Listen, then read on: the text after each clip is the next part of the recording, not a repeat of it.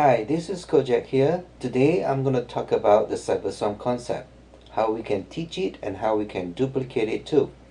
So, what is the Cyberswarm concept itself? What is actually Cyberswarm? So imagine this is a space in the internet, okay, social media space in the cyberspace itself, and Cyberswarm could be group or groups inside the cyberspace, right? So where does this concept come from? Richard Poe, an award-winning journalist in New York Times best-selling author, wrote in 1999 a book called Wave 4, right? The network marketing in the 21st century.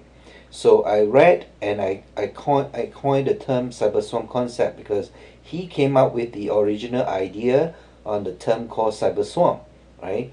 And he predicted how the internet will offer unprecedented opportunities for financial freedom.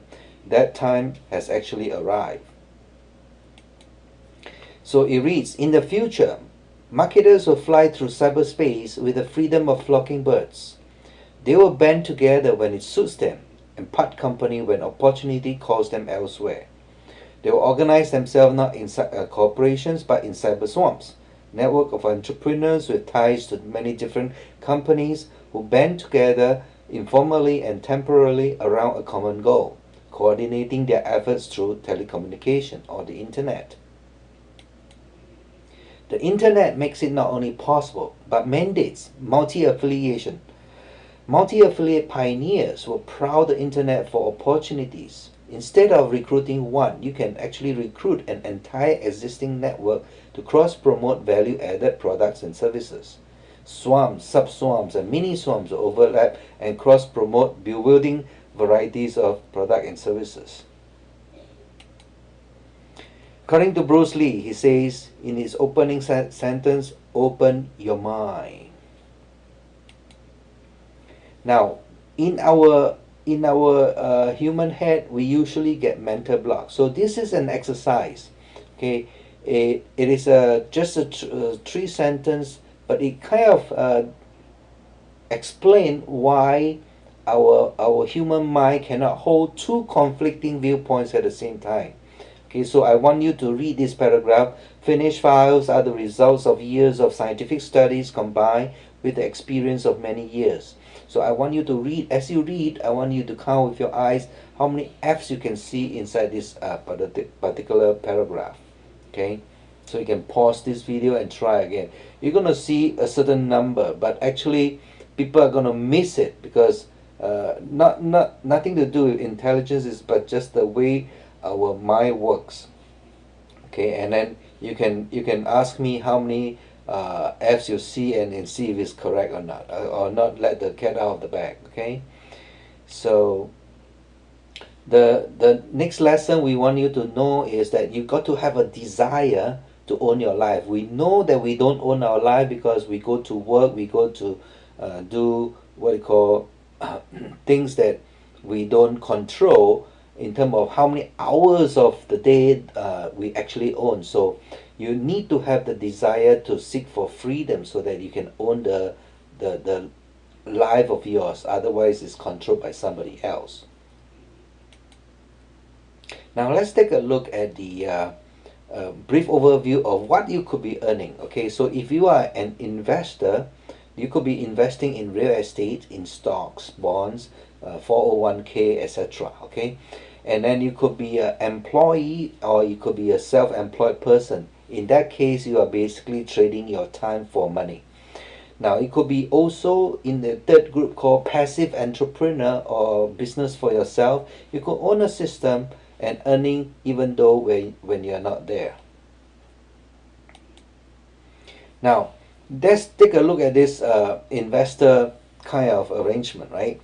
So if you take 10% of your portfolio, okay, 6,000, 60,000, 600,000, 6 million. So if you have that kind of a principal nest egg, then you could use that principal to earn money for you, right? So an annual income will be pretty much a worker's income, could be 600, 6,000, 60,000, 600,000. Now a monthly income is different. You can slowly work on it, and then as it increases, $50, $500, $5,000 a month, and it can increase up to $50,000 a month residual income. Okay, and that's good because it's almost like having a lot of money in the bank, because your interest, right? Your interest could be equated to your residual income. Okay, so here this is basically comparing the employee versus the entrepreneur mindset. Okay, so how do you fish, right? Basically is the method that you employ or use to do the fishing. So we want to refrain from this single rod, one fish at a time. So if you give a man a fish, you feed him for a day. You teach a man to fish, you can feed him for a lifetime. So we want to basically teach them how to fish. But what method do you use? So when you work as a team, it's different from kind of working by yourself. If you use a fishing rod, you can catch one fish at a time. If you use a fishing net, then you will require team effort, teamwork, 5 time zones around the world, all the social media networks, okay, teaming up to work together as a team. So working in teams creates success. So-called team effort, TEAM, then together each will achieve more. Now, when we use the Cyberswarm concept, we are pretty much using the net. Okay, so by let's say giving a man a net, he can capture a huge number of fish. When you are using a net, it's not so much like you're thinking about one or two fishes. You're thinking of massive group of fishes, right? So no single fish, single person can keep them all. So it requires a whole team, a kind of a team effort.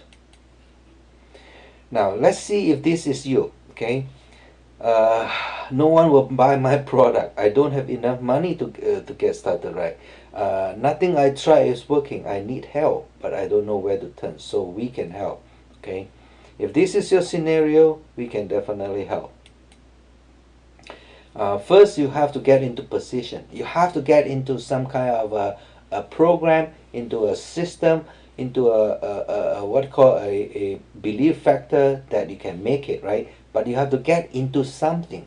You can't just stay outside and pretty much wait for things to happen. You have to get inside and get into action. So timeline sitting, to get in, basically you want to get committed and you want to get in to do the action, and we're gonna start stacking the moment you come in. Then we'll be able to start. Okay, so time, the date and the time will get stamped. So the moment you enter into this particular system, then things will start to happen. So let's break it down into something like a timeline chart. Okay, so just imagine yourself being informed of this particular system, of this particular program at a certain date and a certain time. Okay, so all we do is use pencil and paper to write down the names of contacts, and then you sequentially put them in. Today you have so many people coming in at this date, and you record down time and the date. Okay, and then you can just casually indicate what kind of commitment level they have. Okay, whether they are serious, whether they are just checking out, sitting on the fence. So the timeline chart is basically record down who was notified on such a time and at such a date. Okay, it is a first come first serve basis. So there is no really big pressure, as it is done only on a blank piece of paper using pencil. Okay, and all we want to do is using the time sequence to get into a sequential stacking method, a system. It doesn't matter what kind of matrix. It's all measured against the time of entry. Okay, so there are a lot of people. A lot of people are gonna say yes. A lot of people are gonna say no. It doesn't really matter, because we are going through just the crowd, sieving them. Because if they understand the concept, they're gonna join the team. They're gonna produce result, and it's measured against the time sequence. So we have to think big. We got to think big as in how to fill up the whole stadium. Because if we are only thinking about one or two guys, then we'll never make the effort, right? So when we are thinking big, we got to figure out the system how to get the people in so that the crowd can come in and fill up the whole stadium. And that's important because we got to have the vision to think on a bigger scale.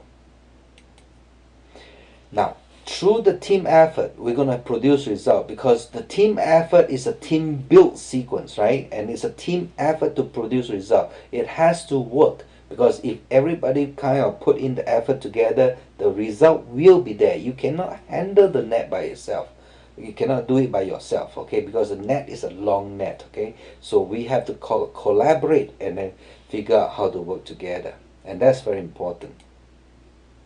So when we exercise this concept called the Cyberswarm concept, it's basically a team effort that we're going to collaborate together inside the Cyberswarm, and it is all over the globe, in other words, okay? And your life will start to change because you get involved in something that is going to be dynamic, okay?